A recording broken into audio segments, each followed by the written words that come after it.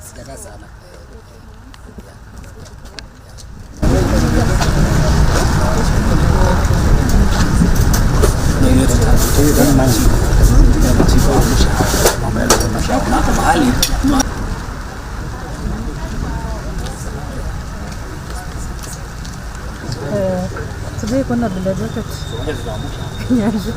Ndio tunaomba kabla vitu ijaenda kotini, kwanza muweze kuangalia ile processes tuko nazo in-house kwa county commissioner kwetu, kwa county government kabla ijaenda kotini, kwa sababu ikienda kotini then hatuwezi kuwa na uwezo ya kuendelea na hiyo kesi.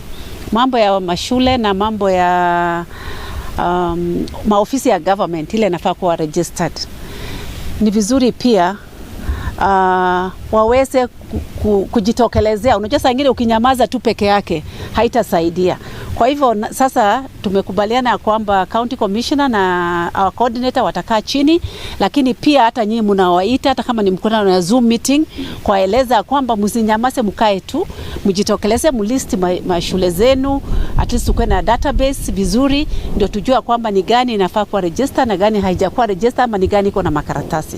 Kwa hivyo pia tuna appeal kwa all government institutions, be it be primary school, secondary school, government agencies in Kajiado, muhakikisha kwamba mmetembelea hizi ofisi, kuhakikisha kwamba at least kuweza kufanya registration. Our village elders, our nyumba kumi committees are playing a very crucial role in resolving land disputes at those levels.